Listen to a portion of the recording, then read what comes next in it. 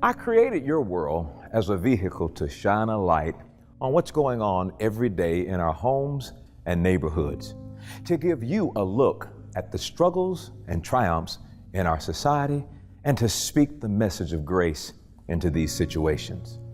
Today's program is exactly what I designed your world to be. Every morning, so many married couples wake up and put on a show. They may appear happy and successful, but behind closed doors, they are hanging on for dear life. These relationships are being crushed under the weight of tragedy, financial loss, mistrust, and a whole host of other issues.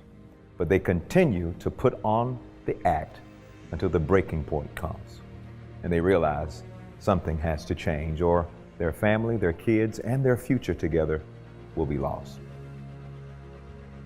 I'm going to introduce you to a couple that has arrived at the breaking point. They are here together to find hope, or ultimately decide if they've reached the point of no return. What happened with the marriage? She just got tired. Trust began to go out the window, and I'm losing everything. I'm not seeing anything. I'm a complete failure. Is it anything that you're not willing to do to see the restoration you want to see in your marriage? It's too late. I'm too low. So I think the marriage just got, because of life's journey, just beat the marriage down to no end. If you know someone who is currently facing the decision to end their marriage, call them and get them to tune in, because what we're about to discuss could save that relationship. That's all coming up next, right here on Your World.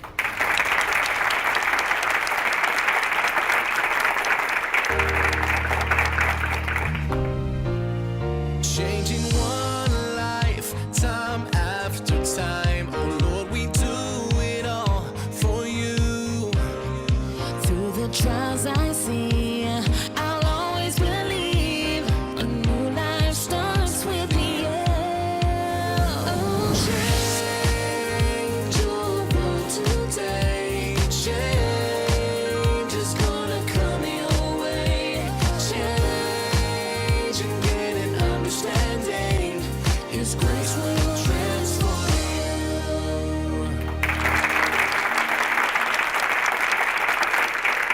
you. My first guest today became a Christian as a teenager, leaving behind his life on the streets. He spent years fully committed to his faith, but recently the stress and chaos of his life became so overwhelming that he turned back to his old ways. Now, the dysfunction of his family has become so bad that his wife has threatened to move out. He is ready to turn his life back around, but he isn't sure how to save his marriage and his relationship with his children. Ladies and gentlemen, please help me welcome Tim to Your World today. Yes, yes. Tim. How you doing, sir? Good to see you, man. Thank you so sir. much. You know, we call this Your World because we're going to take a journey. We're going to put together a ministry tool that's going to help people who are watching today. There are going to be people who are immediately going to be able to relate with you, what you're going through, and we're going to change a lot of lives today as a result of it. So first of all, thank you for being here. Let's start with this question. Who are you, and what was life like before you met your wife? The life before I met my wife, got saved at 17. Came from a family of about 16 brothers and sisters, pretty big family. At the age of 15, I was introduced to a fast life. I found myself in the clubs, 19 years and older. I was in the clubs at 15, dancing, drinking, doing everything. So at the age of 16, I was then introduced to a major gang in that city. I enlisted in the gang, and from that moment on, it just became a real fast life. Found myself drug trafficking, moving kilos of cocaine at a very young age, had more money than I could probably spend. Grew up real fast in the streets, huh? Real fast. Lived that lifestyle for quite a while. And I remember I was about 17, getting ready to turn 18, was at a skating rink. The music went off. SWAT came in, and of course everybody's looking and wondering, and they grabbed me and a couple others and hauled us off to the county detention center, held us, and come to find out that they were pinning me and a couple other people for murder because of the gang activity. So I was just turning 18. They bound me over to the county jail, and they said I was looking at 27 to life. And the only thing I knew was the things that my mom used to talk about. My mother was a Christian and trying to do the best she can. I kneeled down in the cell and prayed, and I asked Jesus Christ to come into my life at that time. You know, it is something how we may not pay attention to our parents until we have those traumatic experiences. And that's the first thing we go back to. And it's like the grace and the mercy of God that says, you know what, I believe parents. I told one of my kids this. I said, I'm praying for you long enough until you can learn how to take care of yourself and stay alive. I'm keeping you alive through my prayers. And so would you say that was the turning point in your life? That was. It was supernatural. Yeah. It was supernatural. My life completely changed. Yeah. And so how long, when did you and Amber meet? So fast forward, ended up going to Bible college and all those wonderful things, began preaching, traveling. So I was traveling as an evangelist. So you got born again, accepted a call into the ministry. Accepted a call and didn't go to prison. They gave me 5 years of probation. Yeah. So you really were under the grace of God. It had to be. Yeah, it had to be. It had to be. Yeah, that's what that was. Yes, sir. Yes, sir. So got in the ministry and started traveling. A friend of mine introduced me to Amber. I was already praying that, Lord, I need to get a wife and do the things that, a man's supposed to do. It can't be out here like this. You can't touch nothing. I'm trying to do right. So we met. The first time we were on the phone, she called me up and she said, hey, how you doing, da-da-da. We didn't really physically meet for about 2 weeks. We were just talking on the phone. First time on the phone, we were about to get off and she says, okay, you want to do this? And I'm thinking, oh Lord, the devil is a liar. I thought this woman was saved, and I said, do what? I'm not coming over there. She said, no, I want you to pray. Oh, well, right then and there, I said, that's God. Come on now, this God. This God right here. And I prayed everything. I prayed a prayer. I prayed. I got to show her how spiritual I am. And long story short, we ended up connecting and got married within 3 months. So as soon as we got married, she entered into my world. And I was traveling, preaching, and doing all the things that I was taught and all the things I thought a young preacher should do. Follow God. Yeah. Give up everything. Yeah. Don't even work a job. Yeah. What do you think about that now? Because I can really relate with you. I can really relate with you when I was told, forget your family, God will take care of them. Everything will be all right. And then 20 years passed. My God. And the harvest that came up from that. Wow. Nobody told me about that harvest. And it took a while to win them back into my life. You feel similar to that advice? I'm beginning to see the harvest of all of those bad decisions, I would say. And it's sad to say that because, you're in, you live as a believer, and that's what a vast majority of believers believe, that we are to disconnect ourselves from the place that we live in, and that God is going to provide everything. Yeah, and we didn't know any better. We were just hungry to do God's will. We trusted what was happening and the preachers that told us that. We figured that these preachers should know. I didn't know anything. And we accepted it, hungry to see God do whatever needed to be done. There was always a little check in our spirits. but the prophet said do this, and the pastor said do this, and the evangelist said do this, and hey, what do I know, man? I'm just a young kid, just got in the ministry, just ready to do what needs to be done. And so as you begin to do that, something happened in 2005 with one of the kids. Tell us about that. 2005, of course, when I met my wife, she had a great career, had her own home, and was doing quite well. I said, you quitting that job. You're going to stay home and raise my babies. We're going to have some babies. And I'm going to preach, and the law is going to take care of us. Oh, on the Lord. I hear you the loud and Lord's clear. going to take care of us. I hear Not you me. I hear you loud and clear. I didn't say me. I said Yeah. 2005, we were actually doing very well. We went on the road to preach, and we had a nanny, which was a family member, that watched all of our children from birth.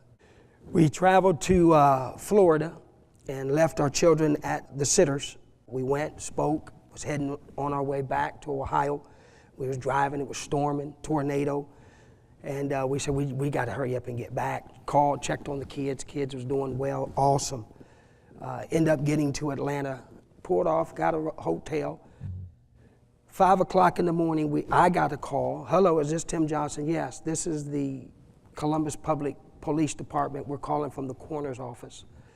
We have such and such here who is a relative of the family, and she couldn't call you to tell you this, but one of your children passed away.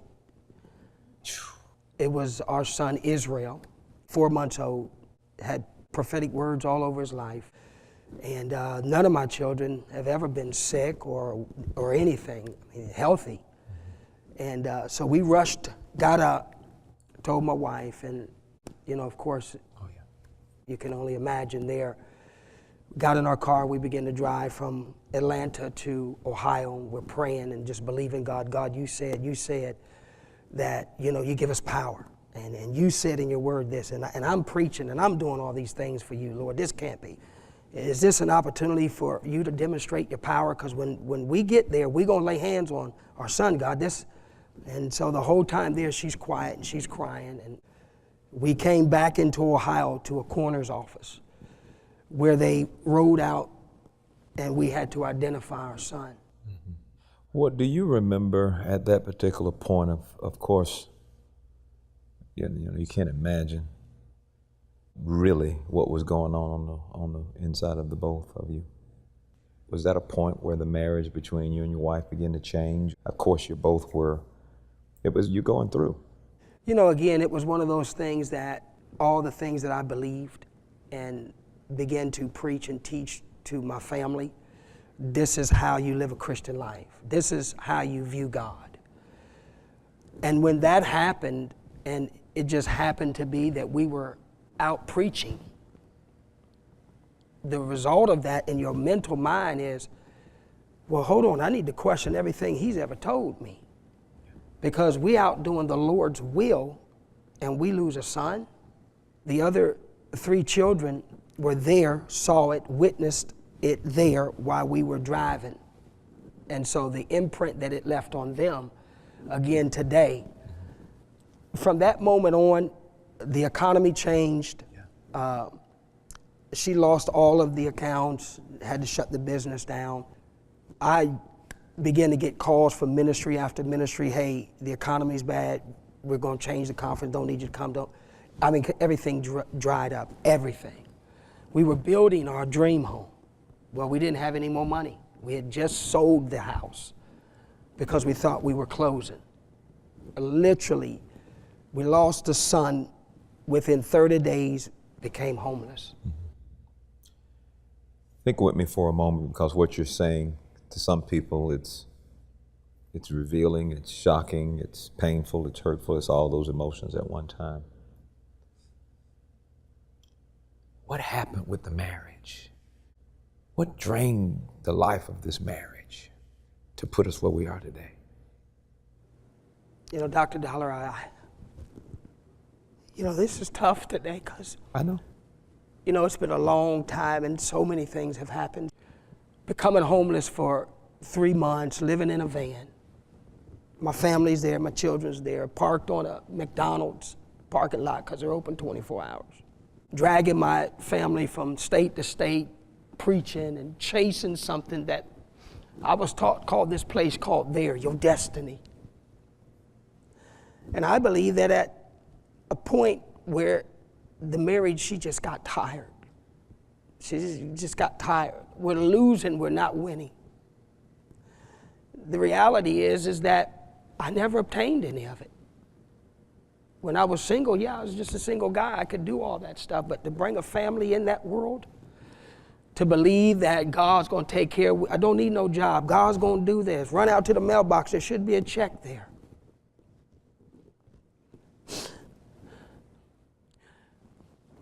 So I think the marriage just got, because of life's journey, just beat the marriage down to no end, to the point where trust began to go out the window. The things that were pertaining to the Lord, nobody really wanted to hear that anymore. They don't want to hear that. You're going to church? We ain't going to church. And it began to be cold in my home toward my marriage. Everything stopped. Communication, sexual, nothing. My relationship with my children got really bad. They stopped talking to me. I got angry, began to get mad at God. Things just began to get worse. And I said, Lord, I gave my whole life to you. I could have went to college. I went to a Bible college because I thought I was going to be a preacher. I thought I was going to be this Creflo Dollar or this people that you see on TV. That's what I was taught.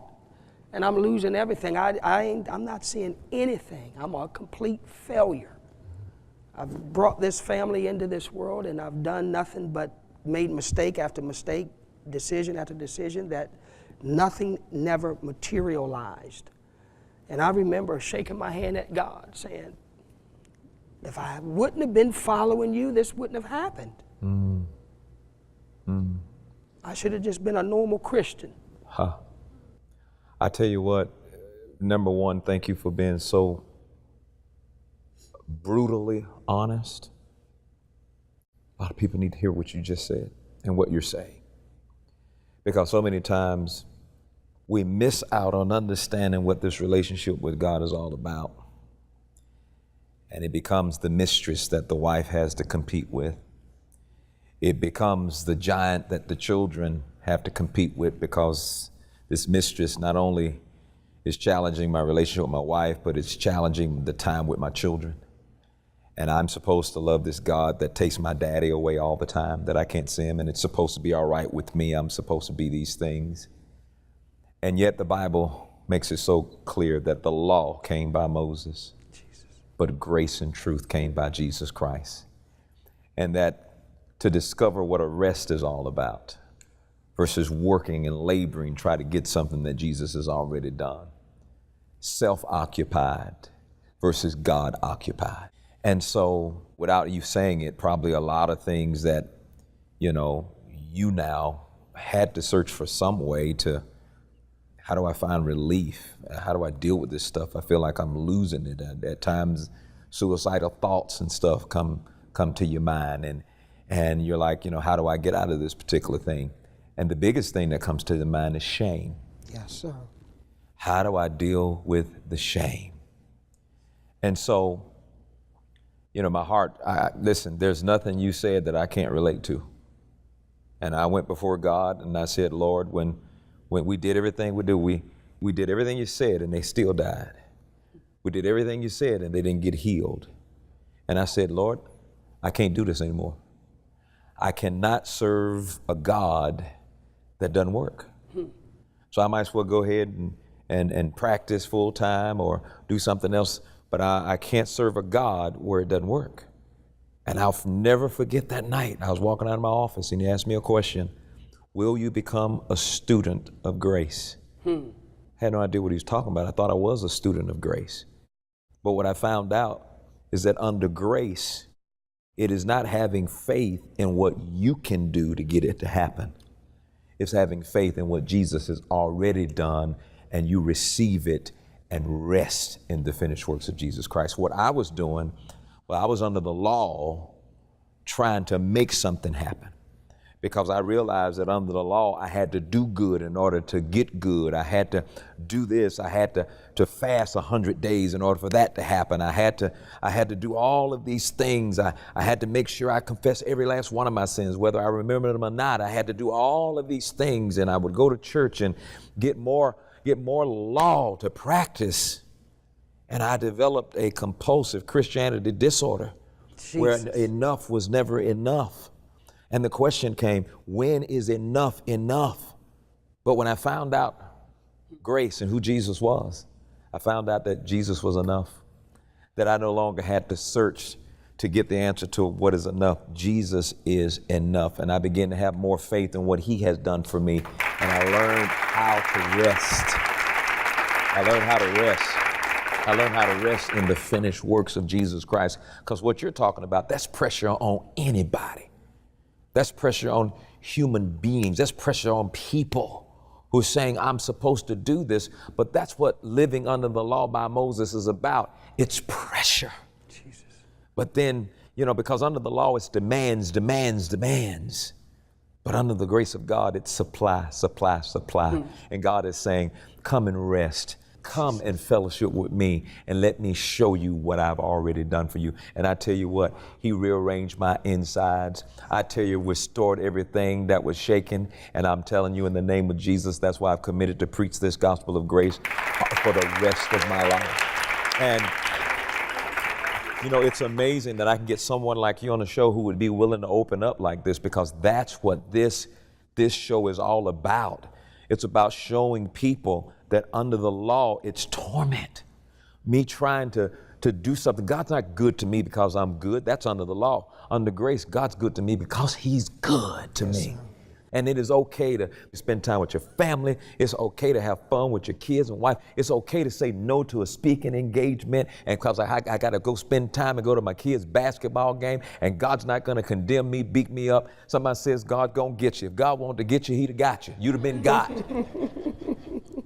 So if we looked at what was going on in your marriage, what is it that you need from your wife in order for this marriage to be what you want it to be?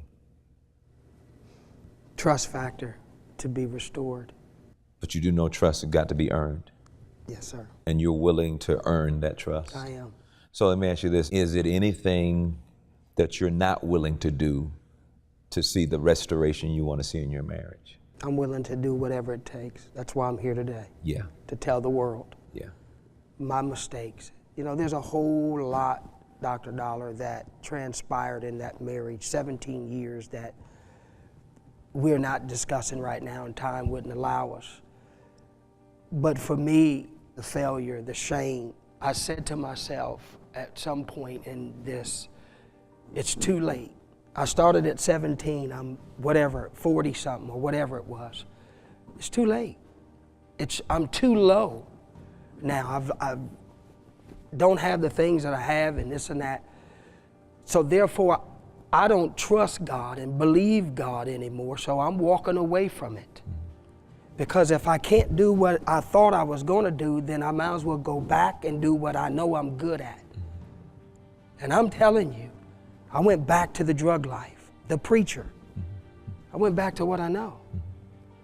I went back to that life, dealing, dabbing, and eventually began using the very product that I was distributing to others. And of course, that added more to that added that even marriage. more because I thought I was hiding it from my family, but somehow it was exposed, not just to my wife, but to my children. And I think it being exposed is the mercy of God. Next week on Your World. Tim's wife, Amber, opens up about the effects that his choices have had on her, their children, and her faith in God. Things started spiraling with they so-called demons, but they were things that he was dealing with. He was out drinking. Drinking? He's a pastor. I stuck with him through everything, through the drug abuse, through him missing, me losing my home because of his issues. There's no way that I'm still here. I want you to know, I'm sorry. I love you more than anything. You don't want to miss this.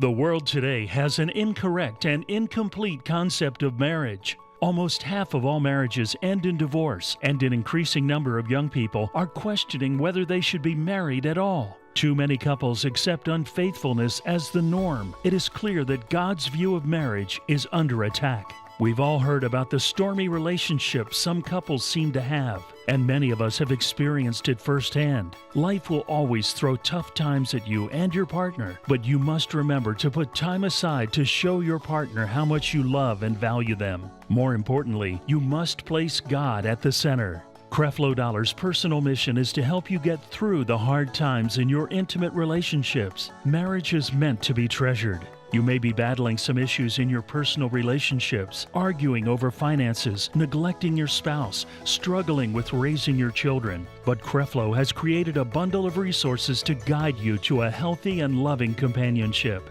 When you call today with the love gift of any amount, you will receive the DVD Life Talks Marriage Mechanics. This teaching will take your marriage to the next level. This dynamic and intimate impartation from Creflo will be the one that you do not want to miss. Order today. It will teach you and your partner how to empower each other. But wait. When you sow a love gift of $35 or more to Creflo Dollar Ministries, you will also receive the 4 DVD series, The Fulfilling Marriage. Jesus desires marriage to be a reflection of His relationship with the church. Discover the keys to a successful and fulfilling marriage in this powerful and insightful series. Creflo Dollar wants you to be further inspired and encouraged, so he will also send you the full copy of today's show. Watch the complete interview with Tim and Amber and apply the key points and lessons to your marriage. Call now to receive Life Talks, Marriage Mechanics, The Fulfilling Marriage, and the complete uncut interview with Tim and Amber for your love gift of $35 or more. Remember, your tax-deductible gift allows Creflo Dollar Ministries to not only share the message of God, but to demonstrate God's work and love through outreach. Operators are standing by and supplies are limited. Call now.